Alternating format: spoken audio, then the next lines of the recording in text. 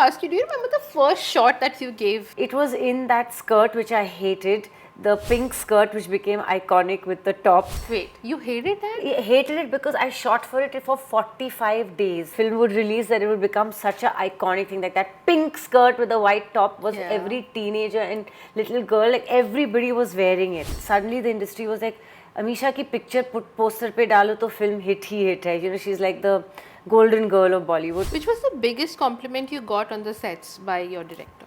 Well, there were so many times when, you know, even on the second, third day of shoot, I'd give a one take okay. Yeah. And Rakesh uncle would clap and say, Meri one take heroine. Which is your favorite memory of Hrithik? I always remember Hrithik teaching me what a double take was. Yeah. And another very cute thing as friends was that we used to practice our autographs.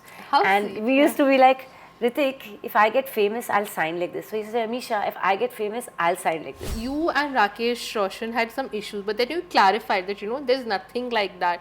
Where do you think it came from? You know, whenever, like you said, a good thing, there are always people waiting to spoil it. Now I have to talk about Gadar 2. It was a huge year for you, right?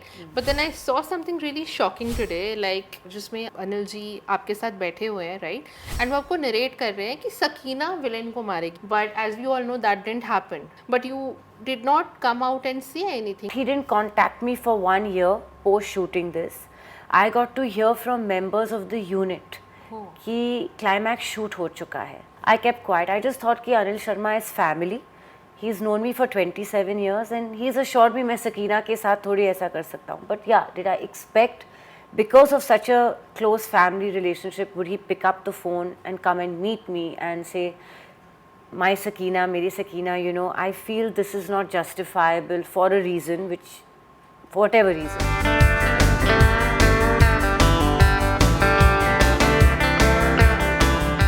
2000 में इन्होंने हमसे एक request कही थी और कहा था कहूँ ना प्यार है, और हम सब ने वो चीज़ एक्सेप्ट की और कहा ना प्यार है, और तब से हम इन्हें प्यार किए जा रहे हैं. Welcome Amisha Patel, how are you? I'm feeling very, very happy to be here, and to hear you sing Kahana Pyar Hai so many times feels incredible for 25 years. Yeah, and it's re-releasing. We all are so excited. Matlab, we can just wait to go to the theatres. What was your first reaction when you got to know? Well, I was actually surprised and shocked that, you know, life could come full circle like this, because recently Gadar 1 got re-released, and then of course Gadar 2 actually got released to create havoc at the box office. But I never thought in my wildest dreams Kahona Pyar Hai would re-release, you know, and waiting now to see it myself in the theatre, the remastered version just feels surreal. I'm sure I'm going to find myself looking like a complete nincompoop baby in it and finding only flaws, but it's going to be interesting to see me then and me now. So yeah, excited. I disagree. I don't think so anybody would see any flaws, especially in Kaho Na Pyar Hai to bilkul bhi nahi. So I want to ask you, do you remember the first shot that you gave? Absolutely. Yeah. It was in that skirt which I hated, the pink skirt which became iconic with the top. Wait, you hated that? I hated it because I shot for it for 45 days. Oh, it had such a long continuity. It had 2 songs. It had scenes on the boat. It had scenes on the island. It had so many scenes. I had multiples of them because it would get torn, it would get dirty, it would get creased. So I had to have so many in stock. And I wore that again and again and again and again. By the time I had finished with that, I wanted to burn it. Little did I know after the film would release that it would become such an iconic thing. Like that pink skirt with the white top was every teenager and little girl, like everybody was wearing it. So that was my first costume of the film. And it was the Jaane Man song with the scene, the first shot when Hrithik comes and gives me the rose in the magician outfit, and I give the rose to someone else and he sneezes. So it was that sequence was the very first day of shoot. Amazing. I have to ask you, you know, you became an actress by accident in the sense कि आपको approach हुआ. But कहीं ना कहीं आपके मन में था कि, you know, like I think I can become an actress or I want to become an actress. Maybe because, you know, I was very active on stage in Cathedral in Bombay in school, and even in America at Tufts University. I'm a Bharatnatyam dancer, so performing on stage was never new to me. But I would direct plays, I would act, I would be the main lead, I would win Best Director, Best Actress, Best Dancer. तो कहीं ना कहीं शायद वो मेरी grooming training थी and I had no stage fright so similarly when I face the camera for the first time in film for Kaho Naa Pyare I had no camera fright ignorance बहुत थी I was completely raw I had no knowledge Rakesh uncle used to say right I used to turn left not realizing कि camera right meant my own left and things like that you know technical things I was completely unaware of all these things but I had no fear I was never scared in front of the camera you know I loved the camera so but yeah I would say when I went on set I was very confident and excited. I was not nervous.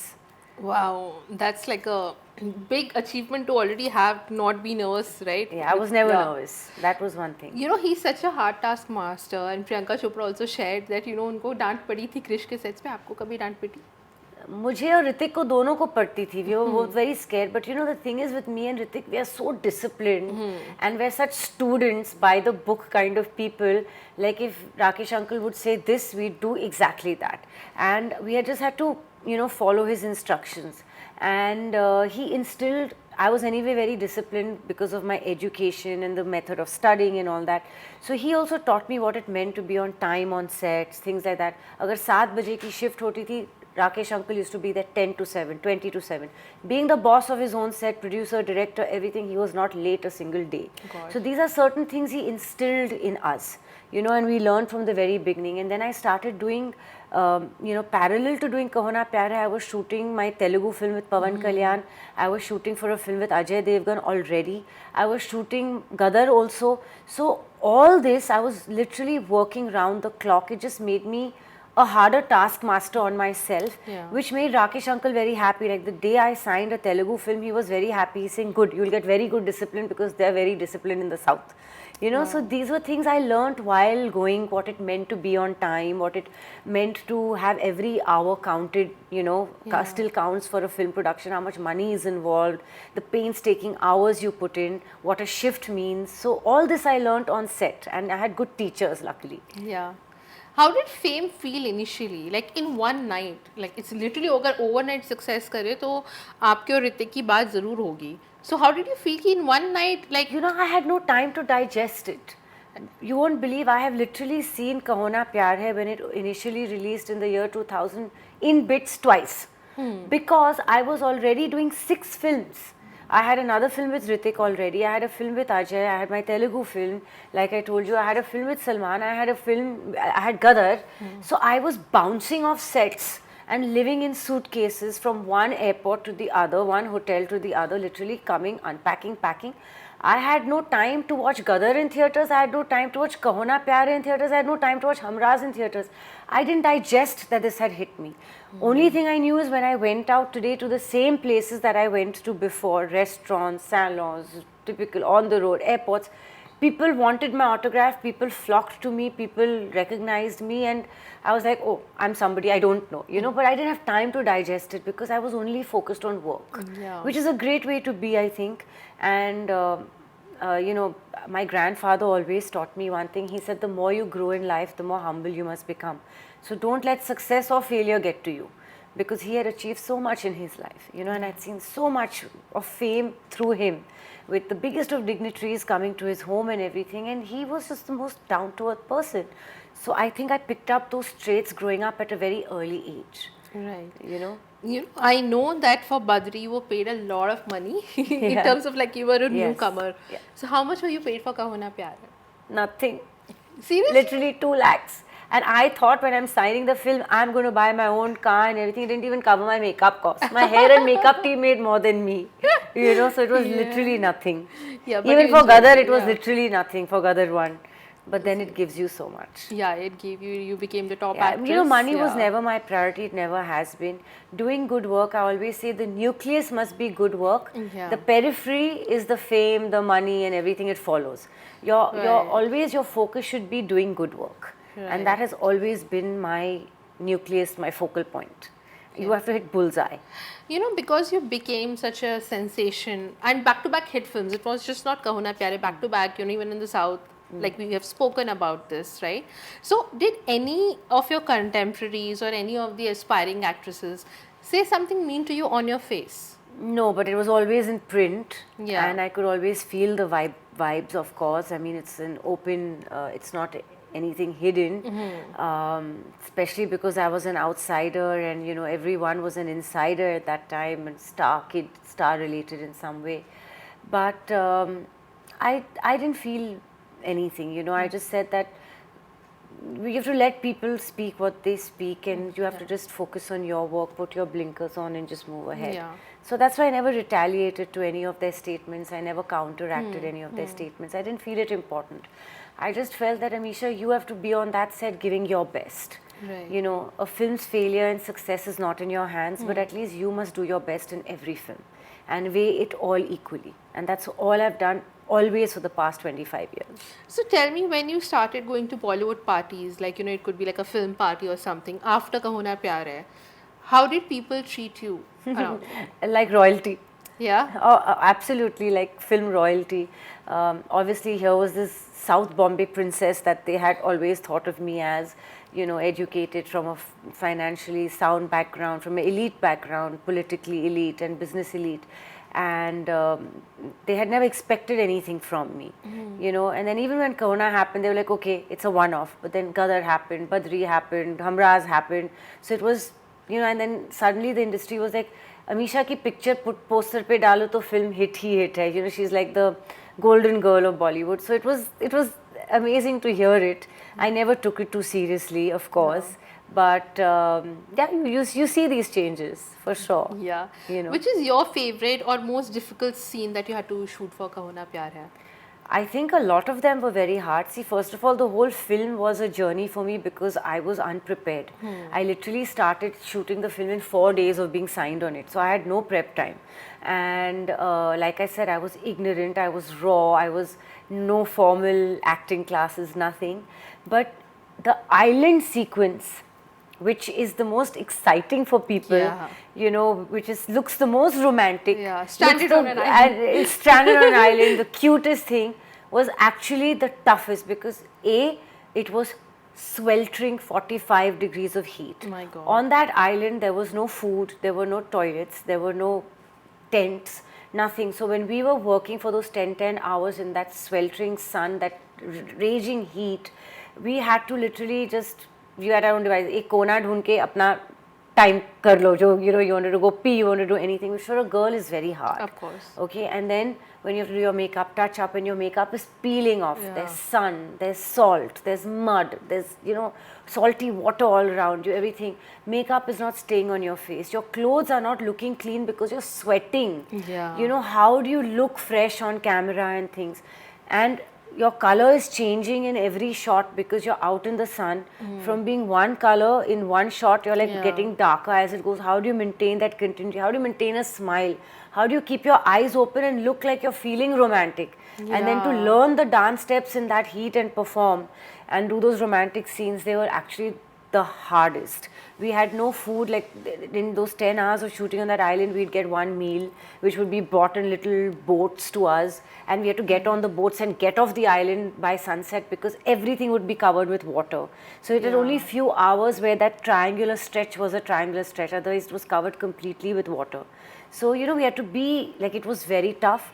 And then New Zealand, which looks so beautiful, and Na Tum Janu Na Hum, the song, which Lovely. looked Yeah. amazing and became everyone's love anthem. It was actually so hard because I was freezing and I was in these thin chiffon saris and had to look like I'm having a blast romancing Hrithik. Then I was actually shivering in between each shot. So there were a lot of these kind of moments. The action sequences were hard. Also, we worked on sets which were non-air conditioned. You know, there were nothing like AC sets. We never had rehearsals for our dances before. Really? Yeah, it was that culture did not exist. The choreographer taught us on set, and we were in costume and makeup in the heat while sweating. In our, you know, we had to learn and then immediately give the shot. So it was a whole different ball game completely. Today's actors are spoilt to a big extent. They have AC sets, they get rehearsals way in advance. Their songs are finished in 3 days. We took 10 days to finish one song. Yeah. You know, so things, they have multi-camera setups. That time you're only one camera. So we were giving the same shot in every angle. Now you have so many cameras At once, yeah. at once. So you give the shot once, and they're capturing you from everywhere. So it doesn't physically tire you. Yeah. You know, so many things have changed now, which were much harder for us then. Which was the biggest compliment you got on the sets by your director? Well, there were so many times when, you know, even on the second, third day of shoot, I'd give a one take okay. Yeah. And Rakesh uncle would clap and say, Meri, one take heroine. How you know, sweet, and that I yeah. would feel very, very happy about, because I Yeah. really hadn't faced the camera. I really didn't know anything. Yeah. So when he encouraged me, when he would clap himself and say, Meri heroine, one take heroine ban gayi, it would feel very good. Yeah, you know, in one of our interviews, Rakesh Roshan ji mentioned that, you know, now he doesn't feel that he would direct further. How do you feel about that? I feel very bad, because he's one of the finest directors our country has, and he will Yeah. always be so special for me. He made such iconic films, and Yeah. like Karan Arjun, and you know, I've loved his films, you know, and he was my launch director. You know, he was my debut director. He got out the best in me and Hrithik. He gave us great music with Mr. Rajesh Roshan. He got out the best in Rajesh ji also, and he was so technically ahead of his time. Like, every shot was properly broken down. He knew what shot he needed to take when. He was so clear in his mind. You know, he had the scene, this shot, this close up, this mid, this. Like, I have never seen someone so well prepared and organized. And that was an amazing lesson to learn. So disciplined, so focused, so passionate, that I really wish that he would do one last film, and that one last film would be with me and Hrithik, because it would just be a culmination for Yeah, us in a yeah, great way. definitely. It doesn't feel good that he doesn't want to direct anymore at all. So, which is your favorite memory of Hrithik when you were shooting? Like, any emotional moment? I'm not going to ask you like fun banter or something, but you know, because you both were debuting, right? So, there must be an emotional connect. So there was one thing which he asked me, because he had taken a lot of formal training in acting, and he said, Amisha, do you know what a double take is? That's one of the most important things an actor needs to know. And I said, no, Hrithik, Dugu, I don't know what a double take is. So he actually taught me that a double take is when you do this, like, you know, and you react. And he taught me what a double take was. Oh, wow. So I will always remember that moment Yeah. as the learning that was so useful for me in every film thereon, where he actually told me what such an important you know, function Yeah. of an actor, a small nuance but a very important nuance was. And I always remember Hrithik teaching me what a double take was. Yeah. And another very cute thing as friends was that we used to practice our autographs. How And sweet, we used to be like, Hrithik, if I get famous, I'll sign like this. So he said, Amisha, if I get famous, I'll sign like this. And every day we'd come up with new autographs with each other. And we were like, practice to kar rahe, you think people will really want our autographs one day? So, you know, we had that doubt. I said, Hrithik, I don't know about me, but you're surely a superstar. They'll want yours for sure. I knew it from day one. I used to always tell him, you're a born star. Lovely. You know, but when Hrithik started his first film, he had gone through a lot before, you know, health issues and stammering and like a lot of things. So could you see his evolution on the sets? Because, you know, he had seen so much. Absolutely. In fact, he used to confide in me about it. He used to tell me also. He used to show me his before and after pictures, how hard he's worked to come where he is, to look where he is, to build the physique that he had. And I knew all his weaknesses as well, like he knew mine. And we'd only help each other and encourage each other through it. We never lied to each other. If he felt a costume didn't look good on me, he'd help me pick out another one, and vice versa. If you know, a makeup or something didn't look good, he'd help me, I'd help him.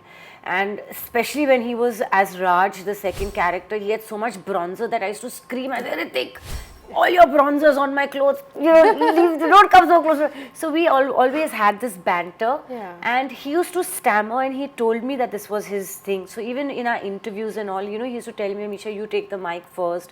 You know, so he was very open about it and how he'd gotten over it. And one thing I learned from him is that being in denial doesn't help you progress. Acceptance always makes you go ahead. And this is one big thing I learned from Hrithik, that he knew what he'd overcome to get to his stage, and that's something that made him improvise. Not only improvise, the Greek god term was coined by me, given to him. I used to call him Pierce Brosnan, because I was like, you look so much like Pierce, you're like a Bond, you know. Yeah. And it stuck to him, but he made sure he made himself like that, and I think hats off to that. Yeah, you know, when something becomes very iconic and very loved, a lot of people try to ruin it, right? So there were like rumors in between, like a few years ago, that you and Rakesh Roshan had some issues, but then you clarified that, you know, there's nothing like that. Where do you think it came from? You know, whenever, like you said, a good thing, there are always people waiting to spoil it. Yeah. And I think that's just the case with any good thing. And people enjoy, they can't handle something good happening with Yeah, others. yeah. But then the truth always prevails. So did you have to call him up, or did he call No, you? Like we knew the truth, so it didn't matter. Yeah, yeah. You know, It's we so knew the truth, important it to didn't matter. trust also, right? Absolutely, Yeah. he knew that he's always Rakesh uncle for me, and I'm always Amisha, the one he can still whack and make and sit in a corner. No matter how much more success I got after Kaho Na Pyar Hai, no matter the fact that Gadar and Badri and all became even bigger hits than Kaho Na Pyar Hai did, he was only proud. You know, but for him, I would always be Amisha, the little kid. Yeah. Till today, I'm Amisha, the kid for him. You know, even years later, when the Prime Minister of New Zealand had come to India and they wanted to felicitate me, Hrithik and Rakesh uncle, Hrithik and me went like two little kids, Rakesh uncle in the front of the car and me and Hrithik sitting at the back, and the driver driving, and we were just silent. The trip to the Taj Mahal Hotel in Colaba, back and forth, and just Hrithik and I looking, still as scared and as respectful of Rakesh uncle as the first day of our shoot. And 10 years, 12 years had passed. Wow. Even then, we were just like two students, you know, and that is the respect and the love you have for the relationship, and it'll always be there. I'll always be his little girl. Yeah. You know, he'll always be Rakesh uncle for me. You know, we were discussing Kaho Na Pyar Hai 2, it should happen. Like, we have discussed this many times, your fans and everything. But now, because Rakesh ji is not directing anymore, so if you had to choose a director for Kaho Na Pyar Hai 2, who do you think would fit? I would tell Rakesh uncle, you come back and make this your last film. Like how Yash Chopra ji used to always say, I'm not directing now, but then he good directed point. till his last breath. You know, once a director, once an actor, you're always a director and actor till your last breath. Yeah. And I don't think anyone can do it as much justice as Rakesh uncle. And I think also we are missing good romantic films, right? Absolutely. Like, People are craving those rom-coms, craving them. Yeah. And that's why when you have a re-release of this, people go crazy and wait for it. That's why a film like that remains iconic. Yeah. You know, people are watching it, generations that were not even born are still watching it.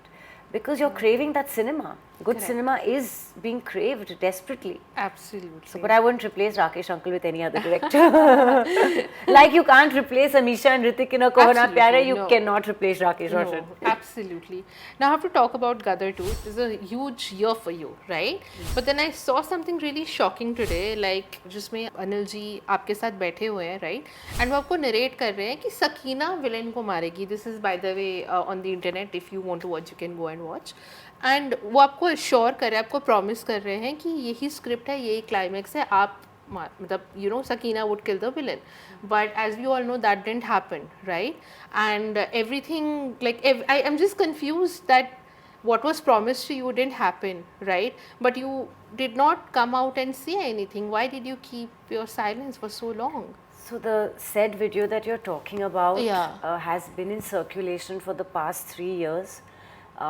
सबके पास ये video है, पूरे जी के team के पास, आप producers, the direction team, the technicians, DOP, action director, I don't think there's anyone that doesn't have this video. And I just chose to keep a dignified silence throughout the making of the film and then post-release, promotions, everything. I said let bygones be bygones. आज आप पूछ रहे हो तो does it hurt me, does it upset me? Of course it does. Because I did Gadar 2 because I was assured that, and it is a very justifiable ending, that Sakina will be the one to kill the villain, because he was the one that killed her father, Ashraf Ali, in the film. And he was the one that brought Sunny, Tara Singh and Jeete to a point where they could have died in Pakistan, and she was the Pakistani girl, so rightfully it is her father's revenge. The whole story was based on that. It was her daughter's revenge for the father, and you know, he was taking revenge against Sakina because she was the Pakistani one. So as you notice in the climax, Sunny also didn't kill anybody. You know, no, it was just an open-ended climax, because actually it seemed weird because I was supposed to kill, like you saw in the video. And on that basis, I agreed to do the film, and he went and shot it. He did not even inform you that the script has changed or anything? Nothing. Okay. In fact, he didn't contact me for 1 year post shooting this, I got to hear from members of the unit कि climax shoot हो चुका है. I still kept my silence. I could have created a ruckus. The video was there for all to see. I kept quiet. I just thought कि Anil Sharma is family. He's known me for 27 years and he's assured me मैं सकीना के साथ थोड़ी ऐसा कर सकता हूँ. But yeah, did I expect because of such a close family relationship would he pick up the phone and come and meet me and say, my Sakina, Meri Sakina, you know, I feel this is not justifiable for a reason, for whatever reason. And, but this is what we'll do instead, etc. At least we could have had a creative discussion, but there was none had. And for 1 year, he had shot it for a full year. He didn't contact me post shooting it. And I mean, it released as it, you know, as you saw, it was a funny ending, funny climax. Very strange, the loopholes were not connected. And I'm sure today, you know, I just let bygones be bygones. The film is released. Anil Sharma will always be family. I'm sure somewhere his conscience also tickles him. He must be regretting because everybody who knew this is the original climax knew that had this been actually shot, the film would have gone to another cult status. And the collections also of the film at the box office, the numbers would have been different. And it would have been justifiable. That's the reason even Sunny, being the hero, agreed to let Sakina, you know, kill the villain. But it didn't happen, and I'm sure he regrets it himself somewhere. Yeah. And anyway, the film is out. It's a successful film, so his family, I just let bygones be bygones. So that makes me come to this question कि अनिल शर्मा अगर गदर 3 बनाएंगे क्या मतलब like as in I am kind of curious कि what will be the status of Gadar 3 then? If Anil Sharma ever decides to make Gadar 3 and if he decides to cast me or want me in the film, which of course like brands like Gadar, you know, cannot be made without Tara and Sakina, they have no relevance to the public. The audiences don't relate to it. These certain stories are meant with the couple. If offered to me, only if I really, really like my character in the film, will I do it. And one thing is for sure, which I had made clear in Gadar 2, and that's why you never saw it happening, and will never happen in Gadar 3, is I'll never be a mother-in-law. You know, and like that is my prerogative as an actor to choose what I want to play or not want to play.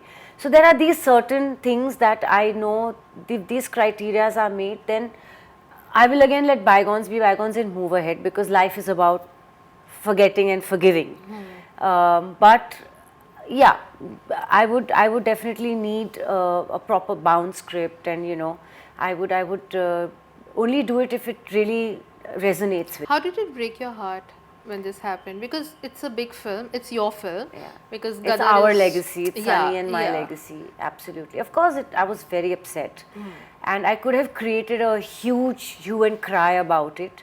I chose to keep silent because I just feel there's karma. God watches your karma, doesn't forget an address.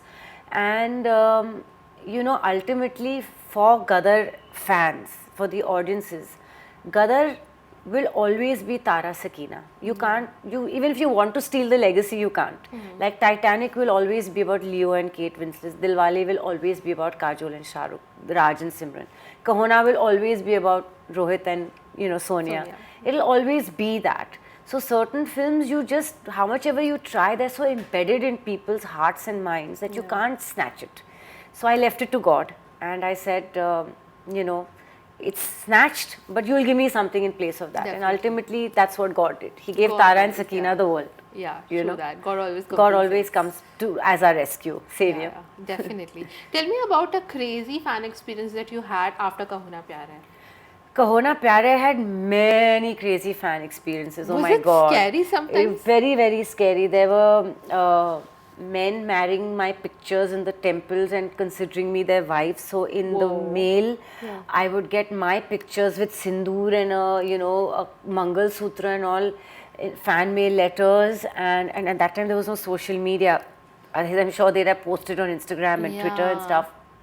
I had fans from all parts of India, like remote villages, like rural parts, urban parts, remote villages, suddenly finding your address which is so scary and landing up at your doorstep, Oh God. Especially as a stalking woman, you, it's and even as a more woman it's scary. very, very scary, and slitting their wrists, writing letters to you in blood and things like that. And later on, when Twitter first started, a lot of that went on to Twitter, where they were like, we're your fans from Kaho Na Pyar Hai, and we've married you, or we've left property in your name, Oh and gosh. actually property papers and weird things like that. And I just spent, when I got on the Twitter platform, I spent half my time block, so many of Yeah. these, because now they had direct access. True that. You know, so, but at a time when there was no direct access, Yeah. like this such easy access, where they could just DM you, or they could put on a, open Yeah. platform like this, it was even scarier. How the